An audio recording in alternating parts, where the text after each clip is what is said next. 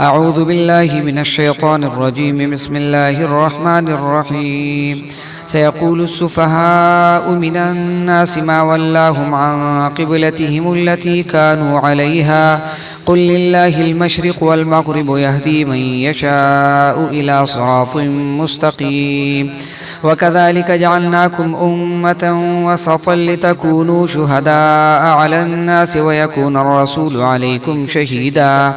وما جعلنا القبلة التي كنت عليها إلا لنعلم من يتبع الرسول ممن ينقلب على عقبيه وإن كانت لكبيرة إلا على الذين هدى الله وما كان الله ليضيع إيمانكم إن الله بالناس لرؤوف رحيم. قد نرى تقلب وجهك في السماء فلنولينك قبلة ترضاها فول وجهك شطر المسجد الحرام وحيث ما كنتم فولوا وجوهكم شطره وإن الذين أوتوا الكتاب ليعلمون أنه الحق من ربهم وما الله بغافل عما تعملون. ولئن أتيت الذين أوتوا الكتاب بكل آية ما تبعوا قبلتك وما أنت بتابع قبلتهم وما بعضهم بتابع قبلة بعض. ولئن اتبعت أهواءهم من بعد ما جاءك من العلم إنك إذا لمن الظالمين. الذين آتيناهم الكتاب يعرفونه كما يعرفون أبناءهم وإن فريقا منهم ليكتمون الحق وهم يعلمون. الحق من ربك فلا تكونن من الممترين. ولكل وجهة هو موليها فاستبقوا الخيرات أينما تكونوا يأتي بكم الله جميعا إن الله على كل شيء قدير. ومن حيث خرجت فول وجهك شطر المسجد الحرام وإنه للحق من ربك وما الله بغافل عما تعملون. ومن حيث خرجت فول وجهك شطر المسجد الحرام وحيث ما كنتم فولوا وجوهكم شطره لئلا يكون للناس عليكم حجة إلا الذين ظلموا منهم فلا تخشوهم واخشوني ولأتم نعمتي عليكم ولعلكم تهتدون. كما أرسلنا فيكم رسولا منكم يتلو عليكم آياتنا ويزكيكم ويعلمكم الكتاب والحكمة ويعلمكم ما لم تكونوا تعلمون. فاذكروني أذكركم أشكروا لي ولا تكفرون. واشكروا لي ولا تكفرون. يا أيها الذين آمنوا استعينوا بالصبر والصلاة إن الله مع الصابرين. ولا تقولوا لمن يقتل في سبيل الله أموات بل أحياء ولكن لا تشعرون. ولنبلونكم بشيء من الخوف والجوع ونقص من الأموال والأنفس والثمرات وبشر الصابرين الذين إذا أصابتهم مصيبة قالوا إنا لله وإنا إليه راجعون. أولئك عليهم صلوات من ربهم ورحمة وأولئك هم المهتدون. إن الصفا والمروة من شعائر الله فمن حج البيت أو اعتمر فلا جناح عليه أن يطوف بهما ومن تطوع خيرا فإن الله شاكر عليم. إن الذين يكتمون ما أنزلنا من الكتاب والهدى من بعد ما بيناه للناس في الكتاب أولئك يلعنهم الله ويلعنهم اللاعنون إلا الذين تابوا وأصلحوا وبينوا فأولئك أتوب عليهم وأنا التواب الرحيم. إن الذين كفروا وماتوا وهم كفار أولئك عليهم لعنة الله والملائكة والناس أجمعين خالدين فيها لا يخفف عنهم العذاب ولا هم ينظرون. وإلهكم إله واحد لا إله إلا هو الرحمن الرحيم إن في خلق السماوات والأرض واختلاف الليل والنهار والفلك التي تجري في البحر بما ينفع الناس وما أنزل الله من ماء فأحيا به الأرض بعد موتها وبث فيها من كل دابة وتصريف الرياح والسحاب المسخر بين السماء والأرض لآيات لقوم يعقلون ومن الناس من يتخذ من دون الله أندادا يحبونهم كحب الله والذين آمنوا أشد حبا لله ولو يرى الذين ظلموا إذ يرون العذاب أن القوة لله جميعا وأن الله شديد العذاب إذ تبرأ الذين اتبعوا من الذين اتبعوا ورأوا العذاب وتقطعت بهم الأسباب وقال الذين اتبعوا لو أن لنا كرة فنتبرأ منهم كما تبرأوا منا كذلك يريهم الله أعمالهم حسرات عليهم وما هم بخارجين من النار يا أيها الناس كلوا مما في الأرض حلالا طيبا ولا تتبعوا خطوات الشيطان إنه لكم عدو مبين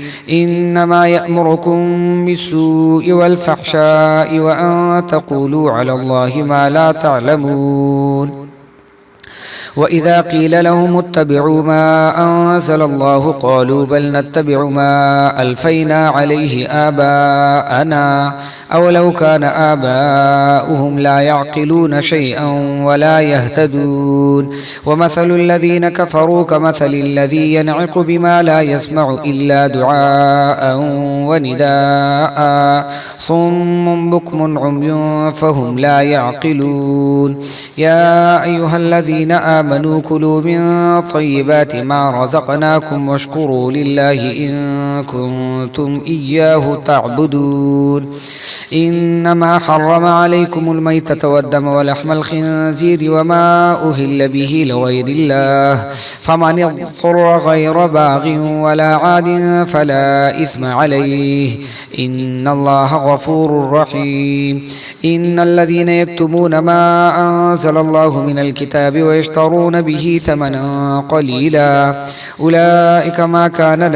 أولئك ما يأكلون في بطونهم إلا النار ولا يكلمهم الله يوم القيامة ولا يزكيهم ولهم عذاب أليم أولئك الذين اشتروا الضلالة بالهدى والعذاب بالمغفرة فما أصبرهم على النار ذلك بأن الله نزل الكتاب بالحق وإن الذين اختلفوا في الكتاب لفي شقاق بعيد ليس البر أن تولوا وجوهكم قبل المشرق والمغرب ولكن البر من آمن بالله واليوم الآخر والملائكة والكتاب والنبيين وآتى المال على حبه ذوي القربى واليتامى والمساكين وابن السبيل والسائلين وفي الرقاب وأقام الصلاة وآتى الزكاة والموفون بعهدهم إذا عاهدوا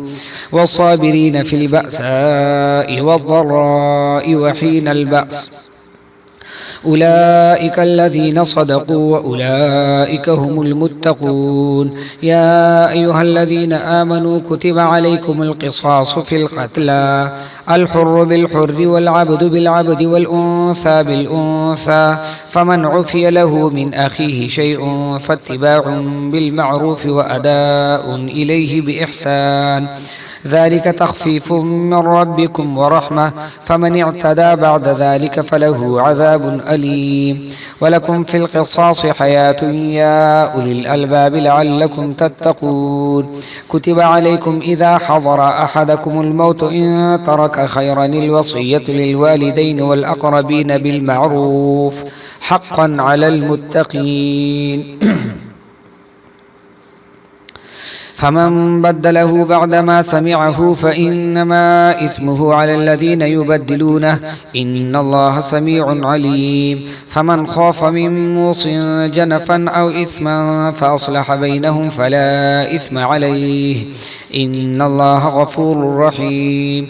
يا أيها الذين آمنوا كتب عليكم الصيام كما كتب على الذين من قبلكم لعلكم تتقون أياما معدودات. فمن كان منكم مريضا أو على سفر فعدة من أيام أخر. وعلى الذين يطيقونه فدية طعام مسكين.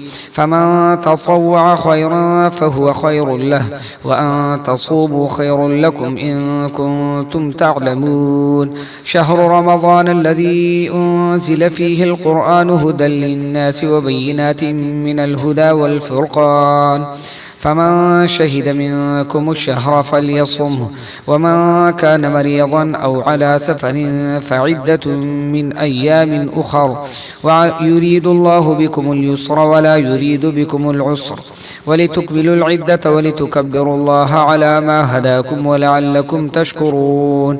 وإذا سألك عبادي عني فإني قريب أجيب دعوة الداعي إذا دعاني فليستجيبوا لي وليؤمنوا بي لعلهم يرشدون. أحل لكم ليلة الصيام الرفث إلى نسائكم هن لباس لكم وأنتم لباس لهن. علم الله أنكم كنتم تختانون أنفسكم فتاب عليكم وعفى عنكم فالآن باشروهن وابتغوا ما كتب الله لكم وكلوا واشربوا حتى يتبين لكم الخيط الأبيض من الخيط الأسود من الفجر ثم أتموا الصيام إلى الليل ولا تباشروهن وأنتم عاكفون في المساجد تلك حدود الله فلا تقربوها كذلك يبين الله آياته للناس لعلهم يتقون. ولا تأكلوا أموالكم بينكم بالباطل وتدلوا بها إلى الحكام لتأكلوا فريقا من أموال الناس بالإثم وأنتم تعلمون.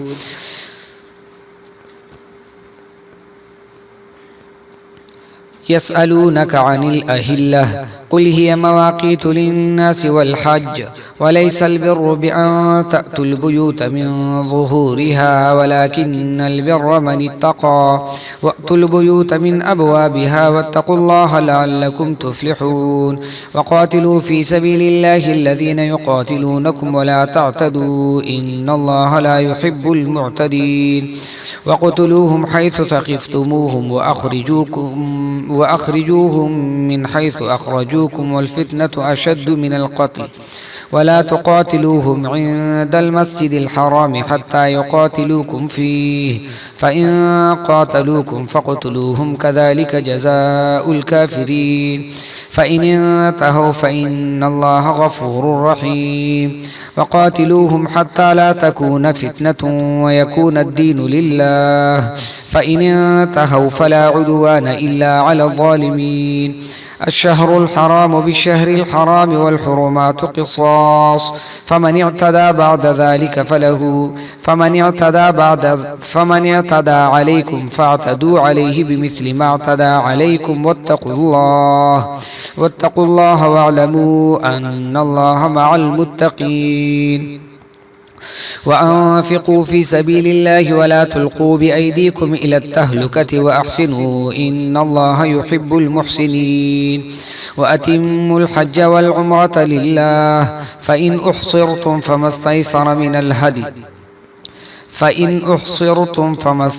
من الهدي ولا تحلقوا رؤوسكم حتى يبلغ الهدي محله. فمن كان منكم مريضا أو به أذى من رأسه ففدية من صيام أو صدقة أو نسك.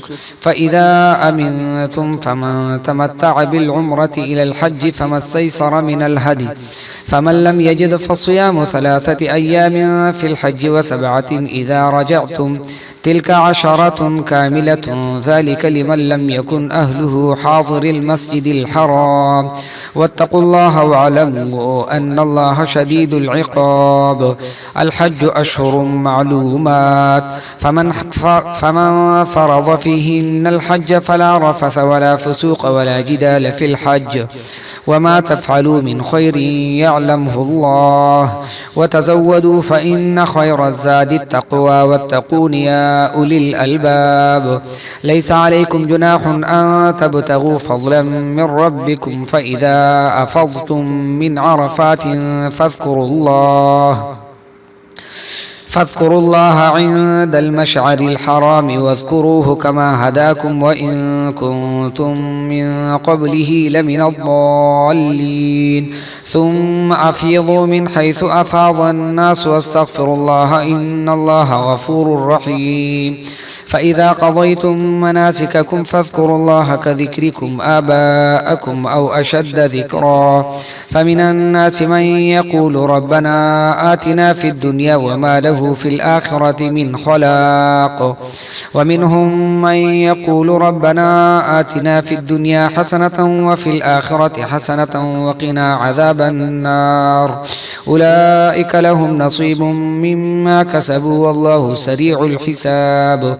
واذكروا الله في أيام معدودات فمن تعجل في يومين فلا إثم عليه ومن تأخر فلا إثم عليه لمن اتقى واتقوا الله واعلموا أنكم إليه تحشرون.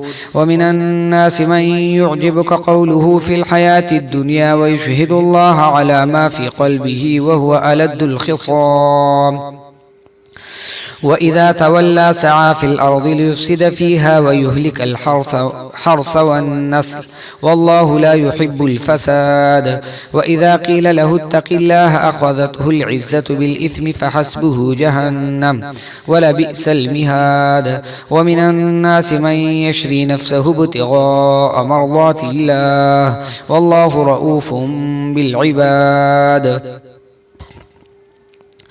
يا أيها الذين آمنوا ادخلوا في السلم كافة ولا تتبعوا خطوات الشيطان إنه لكم عدو مبين. فإن زللتم من بعد ما جاءتكم البينات فاعلموا أن الله عزيز حكيم. هل ينظرون إلا أن يأتيهم الله في ظلل من الغمام والملائكة وقضي الأمر وإلى الله ترجع الأمور. سل بني إسرائيل كم آتيناهم من آية بينة ومن يبدل نعمة الله من بعد ما جاءته فإن الله شديد العقاب. زين للذين كفروا الحياة الدنيا ويسخرون من الذين آمنوا والذين اتقوا فوقهم يوم القيامة والله يرزق من يشاء بغير حساب. كان الناس أمة واحدة فبعث الله النبيين مبشرين ومنذرين وأنزل معهم الكتاب بالحق ليحكم بين الناس فيما اختلفوا فيه وما اختلف الذين فيه إلا الذين أوتوه من بعد ما جاءتهم البينات بغيا بينهم فهدى الله الذين آمنوا لما اختلفوا فيه من الحق بإذنه والله يهدي من يشاء إلى صراط مستقيم. أم حسبتم أن تدخلوا الجنة ولما يأتكم مثل الذين خلوا من قبلكم مستهم البأساء والضراء وزلزلوا حتى يقول الرسول والذين آمنوا معه متى نصر الله ألا إن نصر الله قريب ألا إن نصر الله قريب. يسألونك ماذا ينفقون قل ما أنفقتم من خير فللوالدين والأقربين واليتامى والمساكين وابن السبيل وما تفعلوا من خير فإن الله به عليم. كتب عليكم القتال وهو كره لكم وعسى أن تكرهوا شيئا وهو خير لكم وعسى أن تحبوا شيئا وهو شر لكم والله يعلم وأنتم لا تعلمون. يسألونك عن الشهر الحرام قتال فيه قل قتال فيه كبير وصد عن سبيل الله وكفر به والمسجد الحرام وإخراج أهله منه أكبر عند الله والفتنة أكبر من القتل ولا يزالون يقاتلونكم حتى يردوكم عن دينكم إن استطاعوا ومن يرتدد منكم عن دينه فيمت وهو كافر فأولئك حبطت أعمالهم في الدنيا والآخرة وأولئك أصحاب النار هم فيها خالدون. إن الذين آمنوا والذين هاجروا وجاهدوا في سبيل الله أولئك يرجون رحمة الله والله غفور رحيم. يسألونك عن الخمر والميسر قل فيهما إثم كبير ومنافع للناس وإثمهما أكبر من نفعهما ويسألونك ماذا ينفقون قل العفو كذلك يبين الله لكم الآيات لعلكم تتفكرون في الدنيا والآخرة. ويسألونك عن اليتامى قل إصلاح لهم خير وإن تخالطوهم فإخوانكم والله يعلم المفسد من المصلح ولو شاء الله لأعنتكم إن الله عزيز حكيم. ولا تنكحوا المشركات حتى يؤمن ولأمة مؤمنة خير من مشركة ولو أعجبتكم ولا تنكحوا المشركين حتى يؤمنوا ولعبد مؤمن خير من مشرك ولو أعجبكم أولئك يدعون إلى النار والله يدعو إلى الجنة والمغفرة بإذنه ويبين آياته للناس لعلهم يتذكرون. ويسألونك عن المحيض قل هو أذى فاعتزلوا النساء في المحيض ولا تقربوهن حتى يطهر فإذا تطهرن فأتوهن من حيث أمركم الله إن الله يحب التوابين ويحب المتطهرين. نساؤكم حرث لكم فأتوا حرثكم أن شئتم وقدموا لأنفسكم واتقوا الله واعلموا أنكم ملاقوه وبشر المؤمنين. ولا تجعلوا الله عرضة لأيمانكم أن تبروا وتتقوا وتصلحوا بين الناس والله سميع عليم. لا يؤاخذكم الله باللغو في أيمانكم ولكن يؤاخذكم بما كسبت قلوبكم والله غفور حليم. للذين يؤلون من نسائهم تربص 4 أشهر فإن فاءوا فإن الله غفور رحيم. وإن عزموا الطلاق فإن الله سميع عليم. والمطلقات يتربصن بأنفسهن 3 قروء ولا يحل لهن أن يكتمن ما خلق الله في أرحامهن إن كن يؤمن بالله واليوم الآخر وبعولتهن أحق بردهن في ذلك إن أرادوا إصلاحا ولهن مثل الذي عليهن بالمعروف وللرجال عليهن درجة والله عزيز حكيم. الطلاق 2 مرتان فإمساك بمعروف أو تسريح بإحسان ولا يحل لكم أن تأخذوا مما آتيتموهن شيئا إلا أن يخافا ألا يقيما حدود الله فإن خفتم ألا يقيما حدود الله فلا جناح عليهما فيما افتدت به تلك حدود الله فلا تعتدوها ومن يتعد حدود الله فأولئك هم الظالمون. فإن طلقها فلا تحل له فإن طلقها فلا جناح عليهما أن يتراجعا إن ظنا أن يقيما حدود الله وتلك حدود الله يبينها لقوم يعلمون. وإذا طلقتم النساء فبلغن أجلهن فأمسكوهن بمعروف أو سرحوهن بمعروف ولا تمسكوهن ضرارا لتعتدوا ومن يفعل ذلك فقد ظلم نفسه ولا تتخذوا آيات الله هزوا واذكروا نعمة الله عليكم وما أنزل عليكم من الكتاب والحكمة يعظكم به واتقوا الله واعلموا أن الله بكل شيء عليم. وإذا طلقتم النساء فبلغن أجلهن فلا تعضلوهن أن ينكحن أزواجهن إذا تراضوا بينهم بالمعروف ذلكم يوعظ به من كان منكم يؤمن بالله واليوم الآخر ذلكم أزكى لكم وأطهر والله يعلم وأنتم لا تعلمون. والوالدات يرضعن أولادهن حولين كاملين لمن أراد أن يتم الرضاعة وعلى المولود له رزقهن وكسوتهن بالمعروف لا تكلف نفس إلا وسعها لا تضار والدة بولدها ولا مولود له بولده وعلى الوارث مثل ذلك فإن أرادا فصالا عن تراض منهما وتشاور فلا جناح عليهما. وإن أردتم أن تسترضعوا أولادكم فلا جناح عليكم إذا سلمتم ما آتيتم بالمعروف واتقوا الله واعلموا أن الله بما تعملون بصير.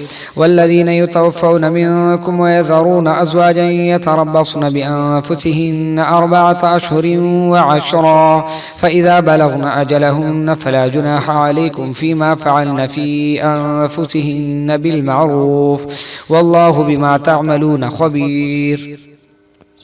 ولا جناح عليكم فيما عرضتم به من خطبة النساء أو أكننتم في أنفسكم علم الله أنكم ستذكرونهن ولكن لا تواعدوهن سرا إلا أن تقولوا قولا معروفا ولا تعزموا عقدة النكاح حتى يبلغ الكتاب أجله واعلموا أن الله يعلم ما في أنفسكم فاحذروه واعلموا أن الله غفور حليم.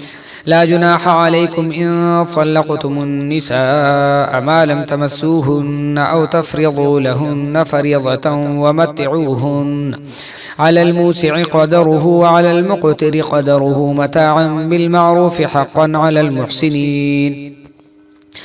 وإن طلقتموهن من قبل أن تمسوهن وقد فرضتم لهن فريضة فنصف ما فرضتم إلا أن يعفون أو يعفو الذي بيده عقدة النكاح وأن تعفوا أقرب للتقوى ولا تنسوا الفضل بينكم إن الله بما تعملون بصير. حافظوا على الصلوات والصلاة الوسطى وقوموا لله قانتين.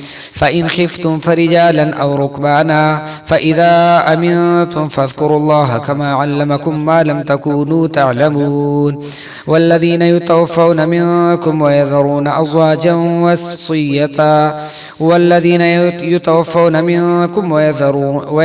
أزواجا وصية لأزواجهم متاعا إلى الحول غير إخراج فإن خرجن فلا جناح عليكم فيما فعلن في أنفسهن من معروف والله عزيز حكيم.